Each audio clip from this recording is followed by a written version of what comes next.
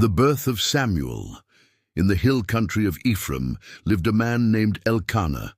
He was a devout man, faithful in worship, and descended from the tribe of Levi. Each year he traveled with his family to Shiloh, where the tabernacle of the Lord stood, to offer sacrifices and worship. Yet in his household there was sorrow and division. Elkanah had 2 wives. The first was Hannah, a woman of deep faith but burdened by the fact that she had no children. The second was Peninnah, who bore sons and daughters. Peninnah often mocked Hannah, ridiculing her barrenness and causing her heart to ache. Though Elkanah loved Hannah dearly and tried to comfort her, his words could not ease the longing she carried. For in those days to be without children was seen as a reproach, a sign of emptiness, and Hannah felt the weight of it daily. Whenever Elkanah offered sacrifices, he would give portions to Peninnah and her children, but to Hannah he gave a double portion, for his heart favored her. Yet even with his affection, she wept and refused to eat. Her spirit was crushed by the taunts of her rival, and her womb remained closed year after year. During one of their annual visits to Shiloh, Hannah rose after they had eaten and drank, and went to the house of the Lord. Eli the priest was sitting near the doorpost, watching. In bitterness of soul, Hannah prayed to the Lord, pouring out her heart with tears. She made a solemn vow, saying, "Lord Almighty, if you will look on your servant's misery and remember me, and not forget your servant, but give her a son, then I will give him to the Lord for all the days of his life, and no razor will ever touch his head." As she prayed silently, her lips moved, but her voice was not heard. Eli observed her and thought she was drunk. He rebuked her, asking how long she would go on in such a state. But Hannah answered, "Not so, my lord. I am a woman deeply troubled. I have not been drinking wine or beer. I was pouring out my soul to the Lord. Do not take your servant for a wicked woman. I have been praying here out of my great anguish and grief." Hearing her sincerity, Eli softened and said, "Go in peace, and may the God of Israel grant you what you have asked of him." Hannah left with her heart lifted, no longer downcast. The next morning she and Elkanah worshipped before the Lord, and then they returned to their home in Ramah. The Lord remembered Hannah. In the course of time she conceived and gave birth to a son. She named him Samuel, saying, "Because I asked the Lord for him." Her joy overflowed, for the child she longed for had been given. She nursed him and cared for him tenderly, always mindful of the vow she had made. When the boy was weaned, Hannah prepared herself for the journey to Shiloh once more.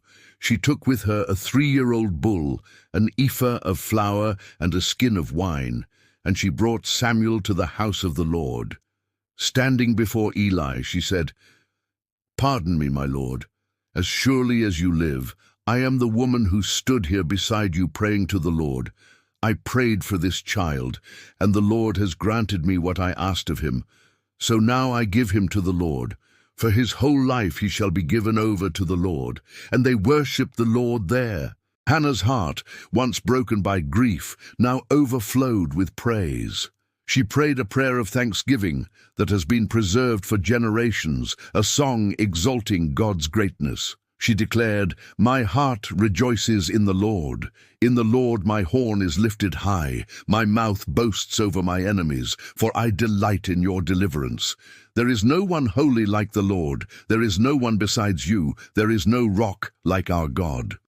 She proclaimed how the Lord humbles the proud and raises up the lowly, how he brings life to the barren and blesses the faithful. Samuel remained in Shiloh, serving under Eli the priest. Each year, Hannah visited and brought him a little robe she had made, a symbol of her enduring love and her faithfulness to the vow. The Lord blessed Hannah, and she bore more children, 3 sons and 2 daughters. Yet Samuel grew in the presence of the Lord, set apart for his service. The story of Samuel's birth is more than the tale of one woman's answered prayer. It is the unfolding of God's plan to raise a prophet who would guide Israel in days of great transition. Samuel would anoint kings, rebuke nations, and stand as a voice of truth when Israel sought its own way. But his story begins with a mother's anguish, a vow whispered in the silence of the tabernacle and the faithfulness of God to remember his people.